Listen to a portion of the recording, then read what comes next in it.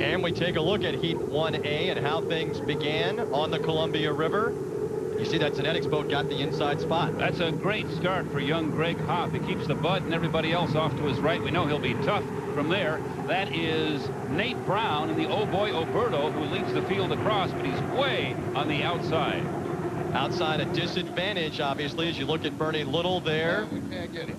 And he knew right there at that point that that first turn and the deficit for the Budweiser would be too much to overcome. That first turn has to have some memories for Dave Villwock. That's where his career almost ended a couple of seasons ago. But right here, the acceleration by the Zenetics up the backstretch, leaving the Budweiser behind, TJ. And this gave us a pretty good indication that we were in for a good weekend of racing here. Bear in mind, the Zenetics boat had not raced previously in Detroit and in Madison, so this was the first time that they were back out on the water in heat competition. And it had to be a bit of a surprise for the Budweiser crew to be falling this far behind in the opening heat of the weekend. Last time we saw the Zenetics, it was the familiar red, white, and blue Captain America paint job.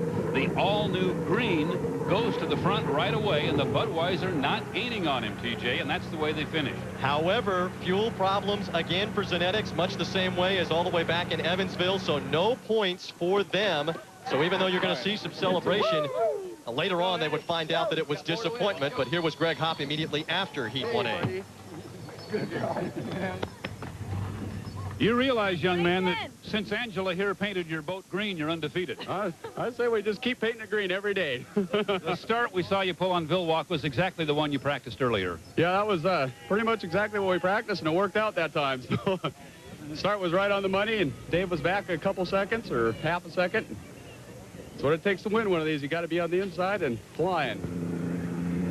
Now in Heat 1B, that's the Vacationville.com boat, the piston-powered boat on the inside, but Steve Montgomery, he's there too early, and that would benefit Mark Evans in the orange Elam Plus.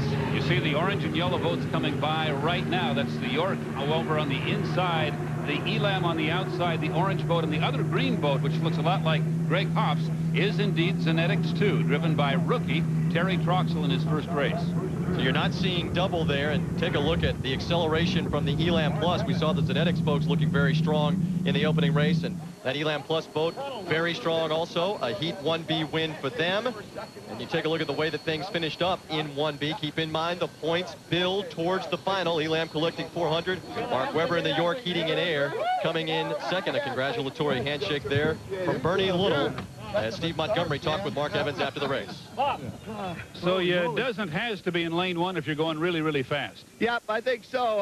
I've been wanting to bug old Mr. Weber. I heard he was giving me a bad time on this driver profile thing, so I thought I might go out there and mess with him a little bit right off the bat, you know, and give him a rough time. Had to be fun, though. That's a great win for this team. Oh, it really is, man. It gets us started on, you know, some points to get into the final, and you know, we're getting set up real well. Now I'm anxious to run with the Bud and York again, and heck, all the rest of the fast boats. Picking up right where you left off in Detroit. That's right. Yeah, we are, and we're going for the win too. So thank you, Steve. Appreciate it.